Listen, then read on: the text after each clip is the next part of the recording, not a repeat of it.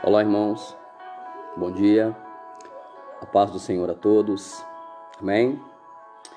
Gostaria de ministrar mais uma palavra para todos que estão acompanhando a transmissão nessa manhã e quero iniciar a transmissão deste dia pedindo desculpas, porque semana passada não tive condição de fazer, fiquei sem internet aqui e não foi possível, mas hoje, graças a Deus, as coisas estão funcionando dentro da normalidade e eu gostaria de ministrar na manhã deste dia uma palavra para que Deus possa falar ao seu coração, que Deus possa ministrar de uma forma especial sobre a sua vida, amém?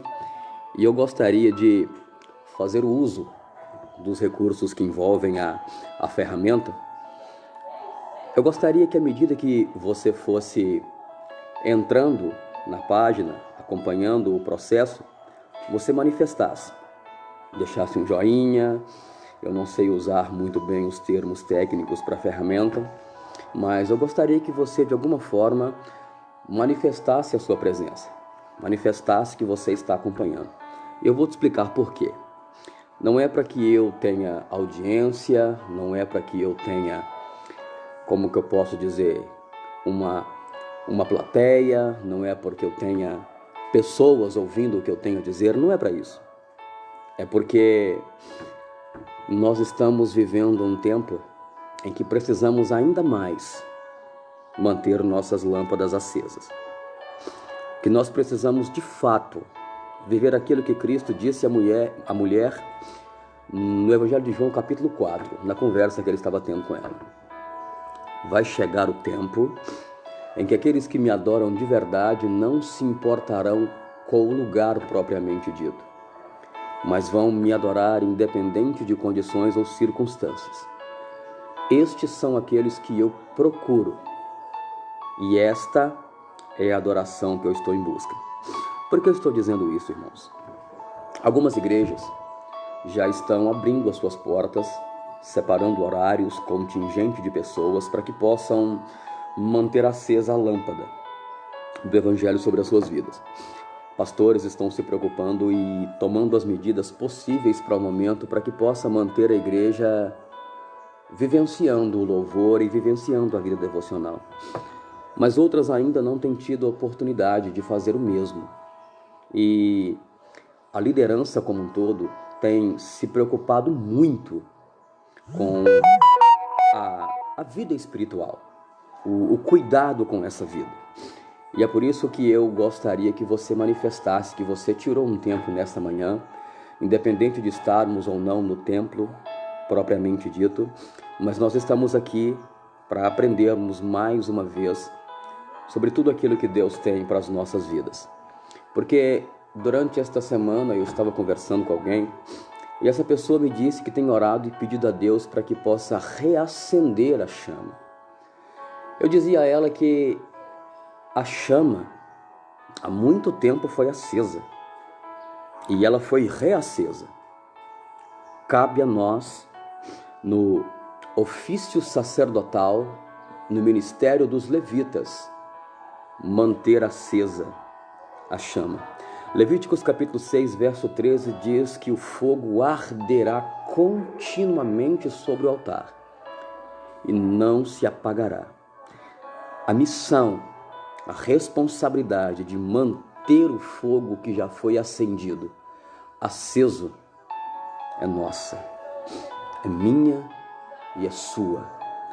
Cada um de nós cuidando deste altar, para que ele não fique em ruínas, para que ele não fique em cinzas ou só em brasas, mas para que ele de fato transmita um calor que possa encandecer num brilho mais que especial e que ele possa aquecer não só o nosso, mas o coração, o altar de todos aqueles que nos cercam. Amém? Irmãos, eu separei uma palavra na manhã deste dia, creio que fui ministrado por Deus para que possa ministrar algo nessa linha. eu quero falar com você sobre um assunto de grande interesse. Eu gosto muito de pensar e observar. Há poucos dias não é uma coisa comum, não é natural eu fazer isso. Eu postei no status do meu WhatsApp uma publicação em que alguém noticiava que 411 mil pessoas no mundo todo, 411 mil pessoas no mundo todo haviam sido curadas de Covid-19. E eu coloquei no meu status e logo depois eu deixei uma mensagem mais ou menos assim.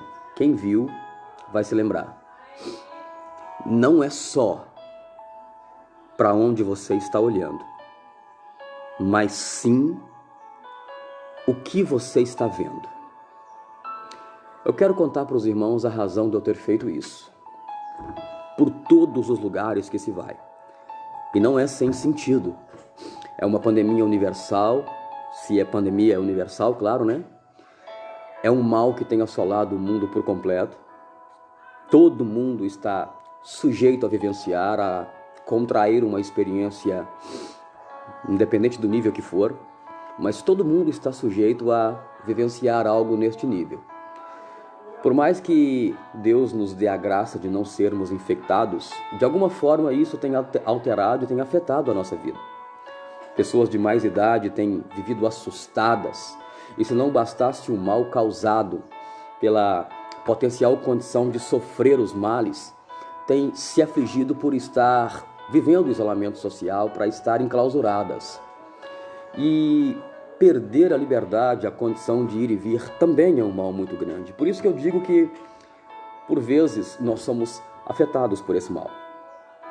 E o que mais se vê nos noticiários, mais uma vez quero salientar, não é sem sentido, falando sobre mortes, mostrando pessoas em estado terrível de situação em hospitais, a forma como muitas vezes a pessoa deve ser entubada, deve receber os cuidados, a forma como ela está vivendo o ambiente hospitalar e coisas dessa linha, o entorno daqueles que têm pacientes, familiares convivendo com isso ou passando por esse mal.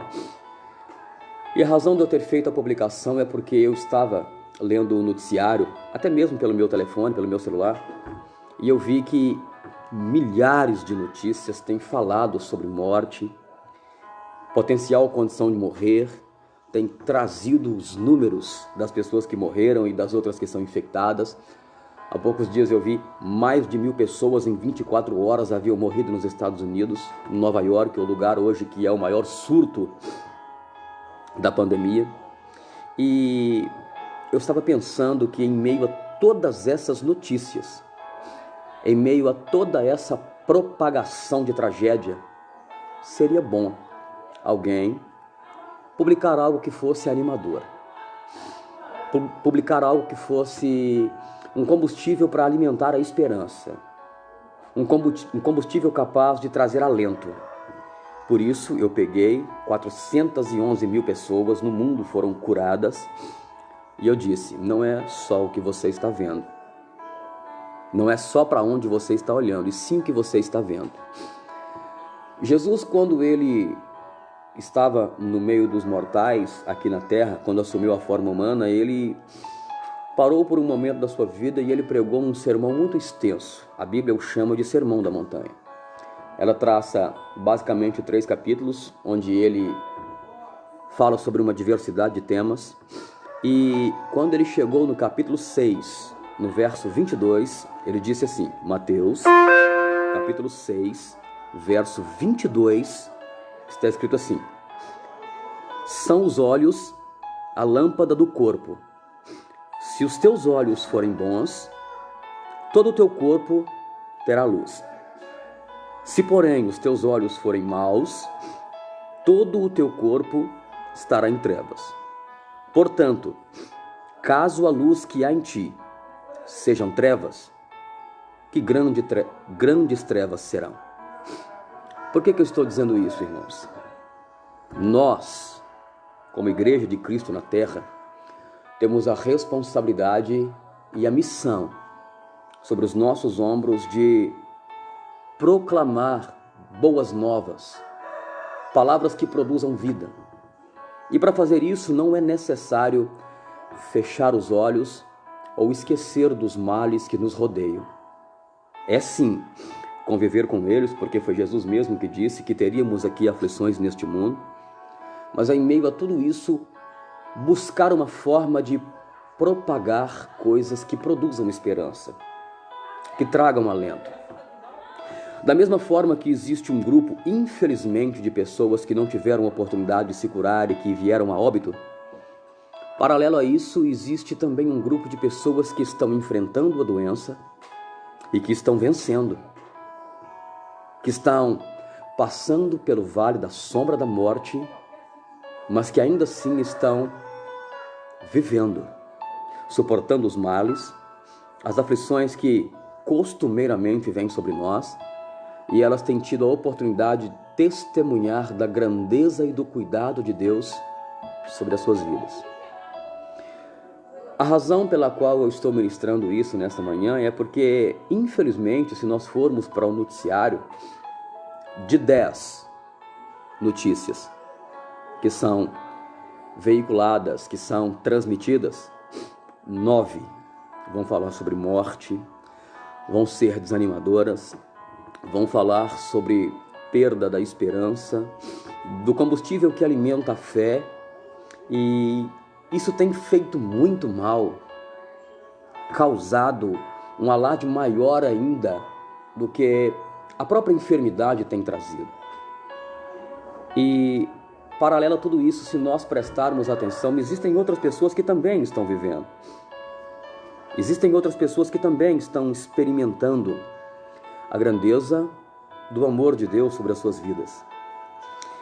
Eu estou aqui nesta manhã para dizer a você que os teus olhos, os nossos olhos, também têm que enxergar o otimismo, mesmo em meio à propagação em massa do pessimismo.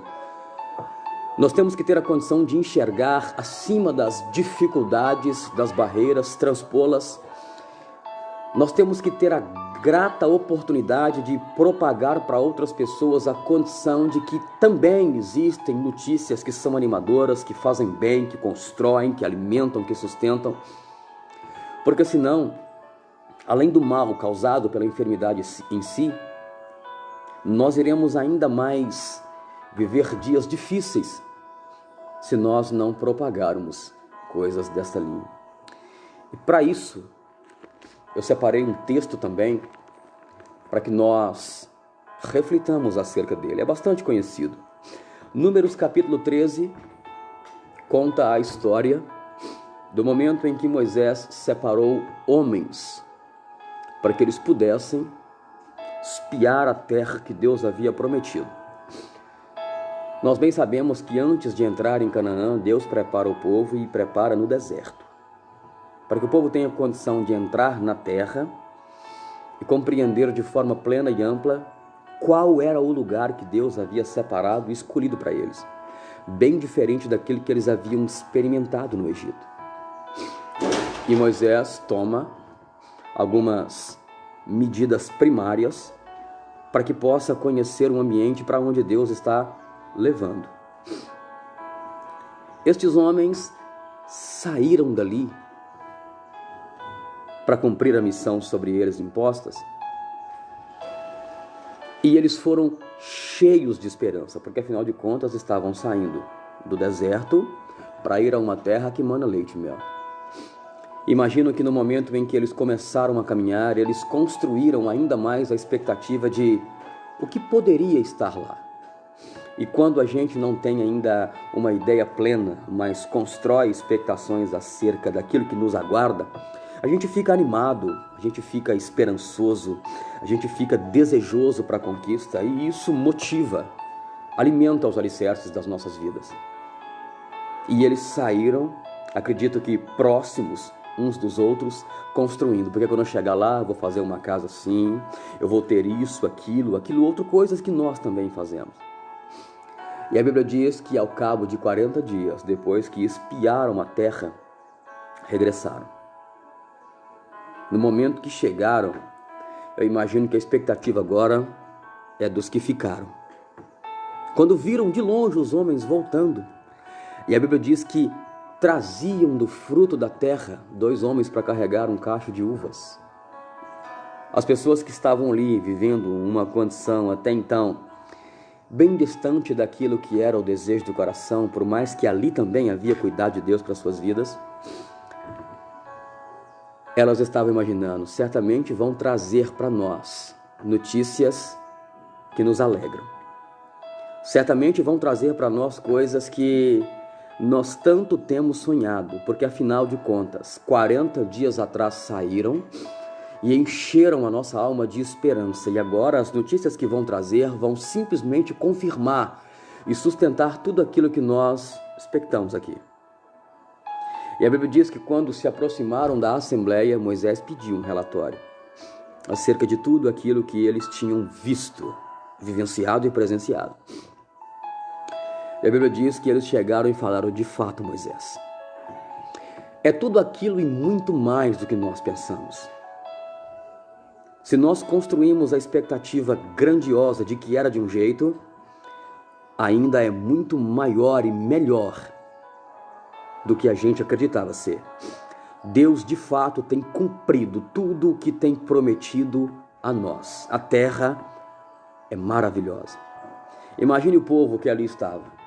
Uns cantam, outros glorificam, outros saltam, jubilosos e desejosos por adentrar aonde Deus havia prometido como herança. Só que se não bastasse alimentar a esperança do coração, segundo depois disseram: mas tem um porém, é uma terra de gigantes, é uma terra de grandes muralhas, barreiras intransponíveis que impedem vivenciarmos aquilo que Deus prometeu para nós.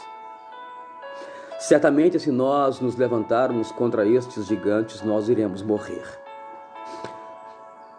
Certamente, se nós tentarmos travar um embate, uma batalha contra eles, nós não iremos vencer. Se nós sairmos daqui, de onde nós estamos, vivendo uma certa paz, vivendo uma certa condição que não melhora ou que não piora, que permanece estável,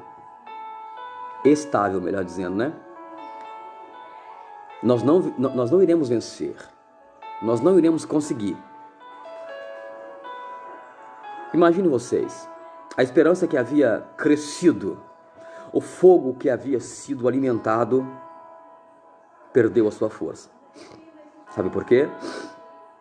Ao invés de olhar, primeiro, a promessa de Deus que havia sido feita, as coisas que Deus havia prometido, as coisas que Deus havia dito que cumpriria na vida deles, passaram a olhar os desafios a serem enfrentados e mais, a condição impotente e a impossibilidade do alcance.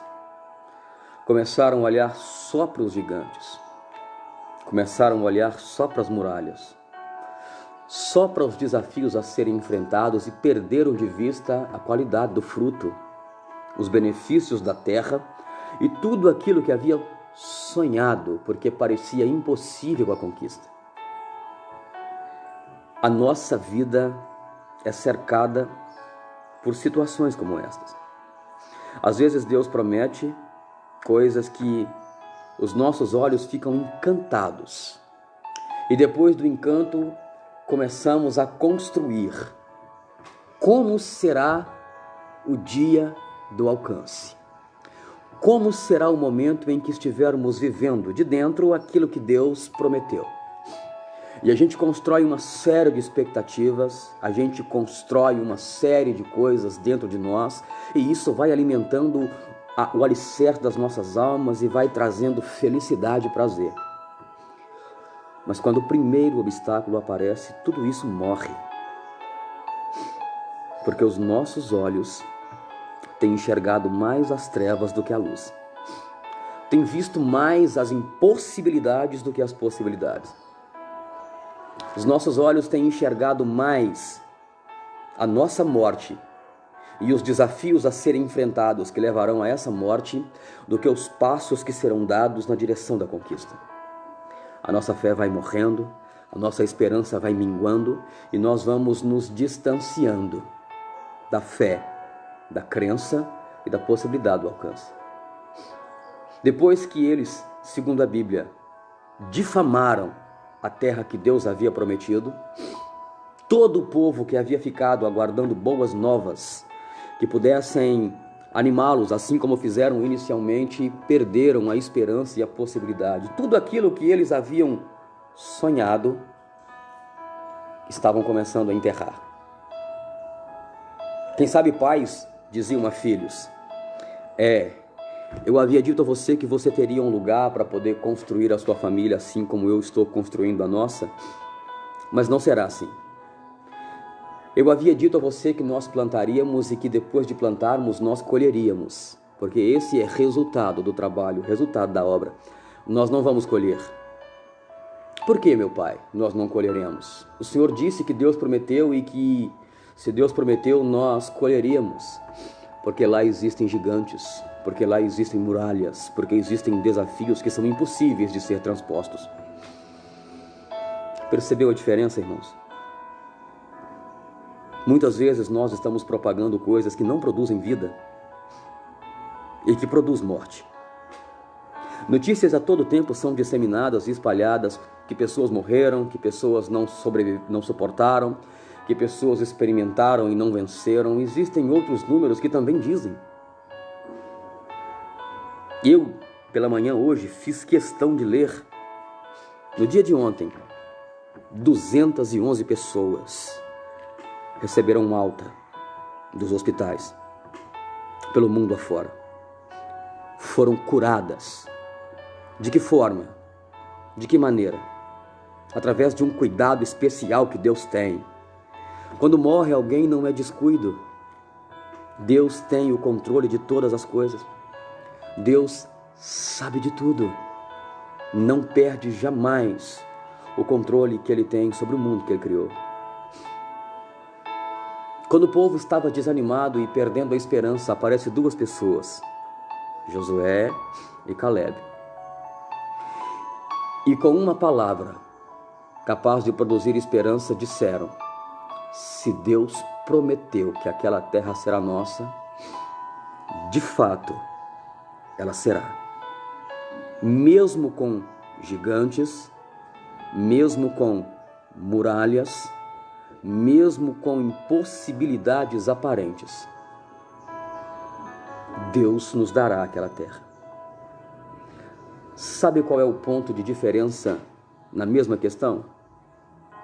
Todos estavam olhando para o mesmo lugar, mas uns viam o final da vida, o fim da esperança, uns viam as dificuldades, uns viam as imposições, as barreiras que bloqueavam o alcance, que impossibilitavam o resultado, e outros estavam vendo as possibilidades.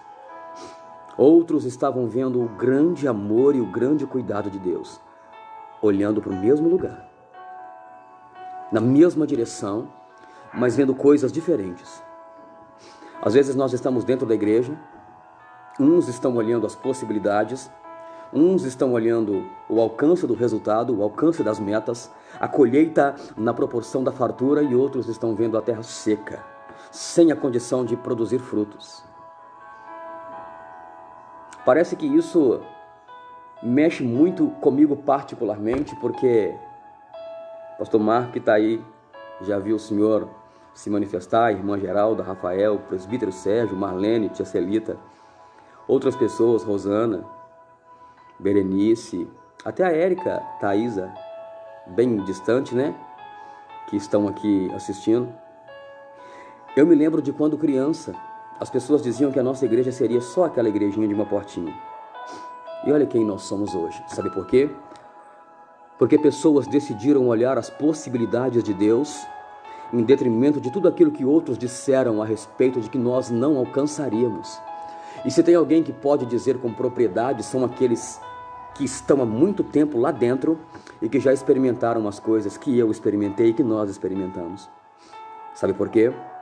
Porque homens e mulheres de Deus valentes, valorosos, presbítero José Feliciano, irmã Neia, a sua família como um todo, viram a possibilidade de chegar na terra e de colher aquilo que ela tinha de produtivo e de positivo. Porque sabia que por trás da ação existia uma promessa de Deus. Irmã Neuzeli, né? Acabou de manifestar aqui agora. Essa interação é boa, é bom. Significa que nós estamos cuidando do nosso altar, que o nosso fogo está mantido aceso.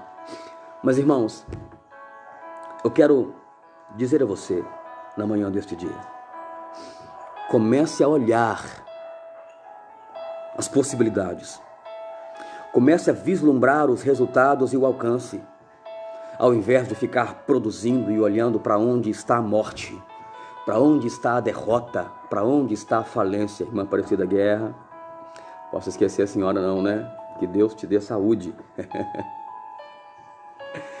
Então, irmãos, é isso que eu quero dizer aqui nessa manhã. Nós não vamos negar a existência, sim, da morte. Nós nem de longe fecharemos os olhos para, infelizmente, notícias que não trazem esperança. Mas nós vamos, sim, propagar coisas que trazem esperança. Notícias que produzem vida. No começo de tudo, quando isso aconteceu, o alvo era pessoas na chamada terceira idade. Pessoas acima de 60 anos de idade. Acabei de ler hoje pela manhã, uma senhora com 91 anos de idade venceu a doença.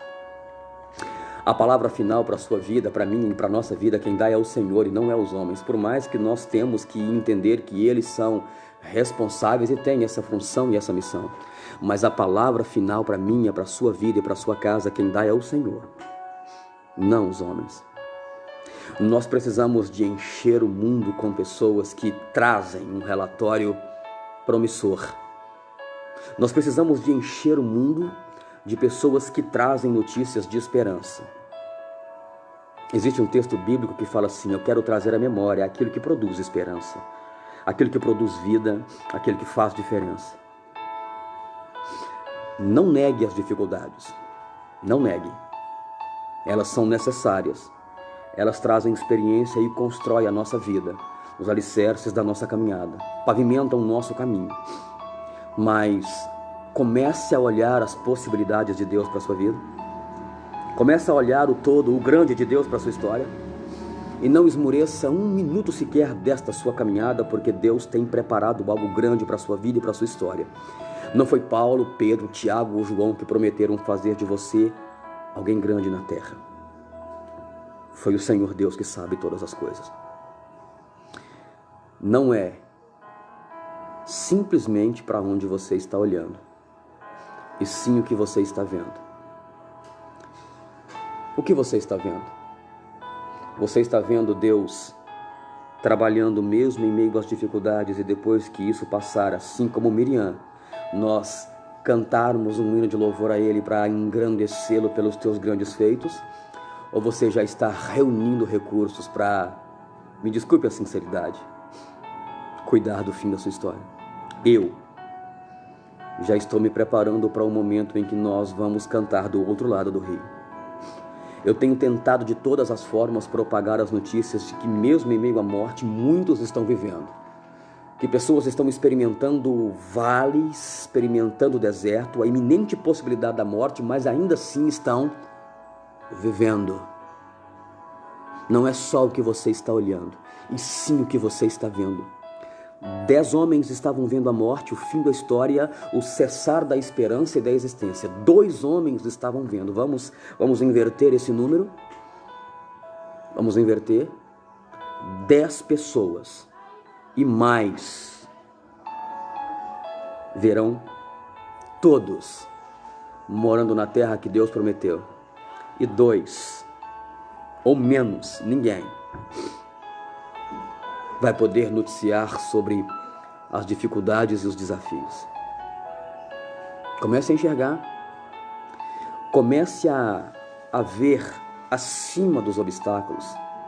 Comece a ver acima dos gigantes. Comece a ver acima das muralhas. Terminei há poucos dias o estudo do livro de Josué. Sabe as muralhas que eles viam dificultando o acesso? Josué viu elas caírem e você também verá.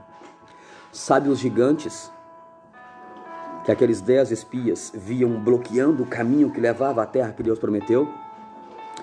Josué e Caleb viu eles caírem.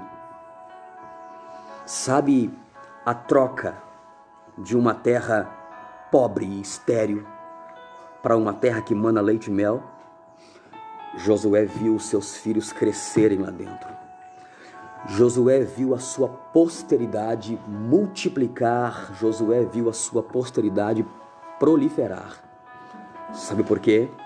Porque ao invés de olhar para o lado da derrota, ele decidiu alimentar a esperança de continuar crendo e vendo o lado da vitória.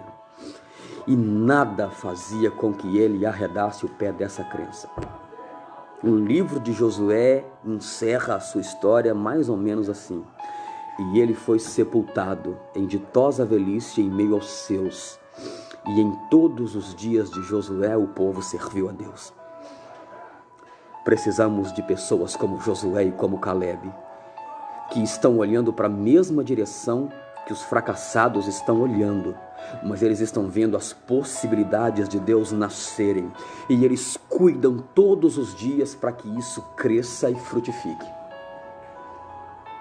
Pare de olhar os gigantes. Pare de olhar as dificuldades. Não finja que elas não existem, porque elas existem sim, mas elas existem para nos mostrar a grandeza do nosso Deus, para Ele nos mostrar ao longo da caminhada que Ele nunca nos esquece, que jamais nos desampara e que nunca nos abandona. Sabe o que Davi disse? Fui moço, agora sou velho, nunca vi um justo desamparado, nem a sua descendência mendigar o pão. Sabe o que é isso? Davi estava dizendo, desde quando eu era criancinha de colo, o meu pai fala que Deus cuida, que Deus guarda e que Deus cumpre as suas promessas. Eu atravessei toda a minha infância, adolescência, a minha mocidade, e eu sou um homem experimentado de dias, e eu nunca ouvi dizer que alguém que tenha depositado em Deus a sua esperança se decepcionou com Ele. Não existe aqueles que esperam em Deus de fato, que depositam aos pés dele as suas cargas e que são desamparados por este Deus. Não é simplesmente o lugar para onde você está olhando, mas sim o que você está vendo. E o que você está vendo em meio a estes dias de dificuldade? Morte ou vida? A estrada se divide, se bifurca. Mas o que você está decidindo ver? O que você escolheu enxergar? É uma escolha sua. É uma condição sua. Olhavam para a mesma terra e viam coisas diferentes. Que em nome do Senhor Jesus você veja mais do que você tem visto. E que você enxergue de fato que mesmo depois deste vento, Deus tem coisas grandes para mim e para a sua vida. Porque eu creio. Você crê? Você acredita? Quer vivenciar isso? Quer que daqui a muitos anos o que vivenciamos hoje seja uma história, memória para uns e história para outros? Para que você veja a sua posteridade e a sua geração e você conte, para que possa alicerçar a fé deles, para que nós não sejamos simplesmente repetidores de histórias de um povo lá atrás, mas que você sente com seus netos, com seus filhos, com sobrinhos, com a sua família e diga, entre 2019 e 2020 nós fomos sacudidos por um mal, mas mesmo em meio a esse mal Deus nos guardou, Deus nos protegeu, porque nós nos refugiamos debaixo das suas asas e estivemos guardados nos teus esconderijos. É isso que Deus tem para nós. Eu não vou me alongar mais porque não é necessário. eu quero dizer a você, não deixe o seu altar em cinzas. Não permita que o fogo apague. Cristo o acendeu. Mantê-lo aceso é sua, é minha, é nossa responsabilidade. Adoradores não precisam de um lugar específico para cultuar, porque a adoração não é um momento na sua vida, é a sua vida. Vamos orar?